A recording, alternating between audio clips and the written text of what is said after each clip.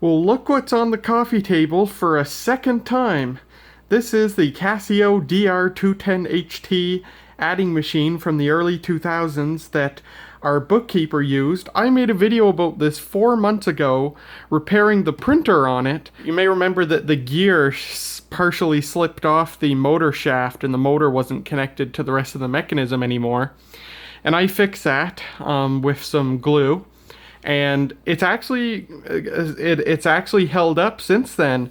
The printer is still working in this thing, but what happened today was it just completely died. When you turn it on, the printer initializes, but nothing else responds. There's no display you can see.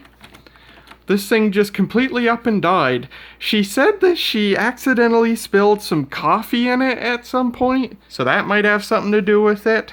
I've noticed here that if I fiddle with the switch, it actually, oh yeah, it's not responding to all the keys.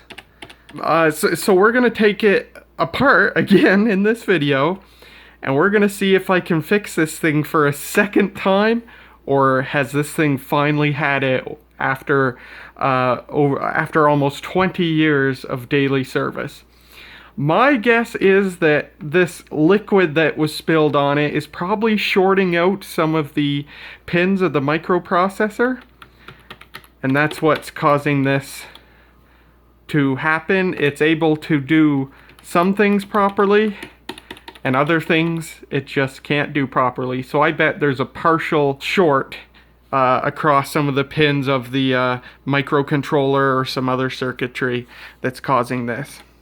So I'm going to take this thing apart and we'll see what I find. You can see how I disassemble this in the first video I made of this, so I'm just going to skip to when I have this thing open. Looking inside this, I don't see any sign on the main circuit board of anything getting spilled in here. So perhaps it was spilled on the keyboard area, and maybe the keyboard connections are getting shorted out, which is why it wouldn't be responding to some keys in some mode. So I gotta take all these screws off and lift this board off and try not to lose all these keys on the floor in the process. Wish me luck. Well, I don't see sign of coffee being spilled, but there is a lot of grunge of other sorts in the keyboard area. Actually, that might be coffee, because there's the this is where the power switch is right here, and there's a lot of grunge here. So that's why it would be acting weird in certain power modes. And under this rubber mat, these actually look okay, but up here looks pretty daggone gross. So I'm going to give this rubber mat a bath, and I'll get to washing this with some alcohol, focusing on this part. Oh, and actually right here, there's some crust too. So there could be a short on the keyboard matrix, which is screwing everything up. But I'll get to cleaning this and see how that works. Oh, and I keep forgetting, this thing's from 2005. I always forget that and think it's a few years older than that. Well, that's looking much better. And so is this. Let's put it back together. See if it comes back to life. Well, it's loosely put back together. Let's see what we get. Alright, that's more than it did before. But the keys still don't work. These 3 keys.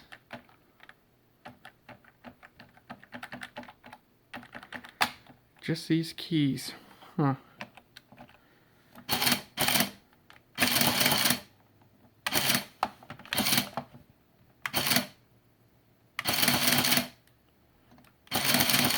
Power switch is very, very touchy. So it's still something to do with the key matrix. I'll take a second look. Well, I took a look at the circuit board again, and cleaned up some spots again. I even took this board off and looked at the underside to make sure that where the keyboard matrix solders in on this side, that there wasn't any corrosion or grunge, and there isn't. And this thing didn't perform any differently. But what I did find though, and I took a photograph of this, I found some damage on some of the circuit traces on the keyboard PCB. Now these traces are super small, so I can't see well enough to see if the traces are completely broken. It doesn't look like it from here because I can see metal shining through, but it's possible that there's some microscopic break that's just enough to make it stop working. But yeah, I did notice a bit of damage there, so that might or might not be the issue. I was hoping I could say that this thing came back to life a second time and that this thing has 9 lives, but it doesn't. This thing's done, which is too bad. But you know, this thing lasted 15 years of very heavy daily use. The keys have been worn shiny, the display is super dim, and the printer had to be repaired once. But yeah, I think this thing is well and truly dead. I tried, but I couldn't save it. I'm gonna junk it. I might save that transformer, because that looks like it could be useful. It's got like 6 outputs on it. And yeah, that's it. Too bad, but that's the way it goes sometimes. This thing definitely served its purpose. My coworker who used this is now using that Canon MP11DX that I also made a video of because I also had to repair that one. And that one's working well for her now. So there you go. We couldn't save this one, but you know, you can't win them all sometimes. Too bad, at least it had a well-used, well-lived life.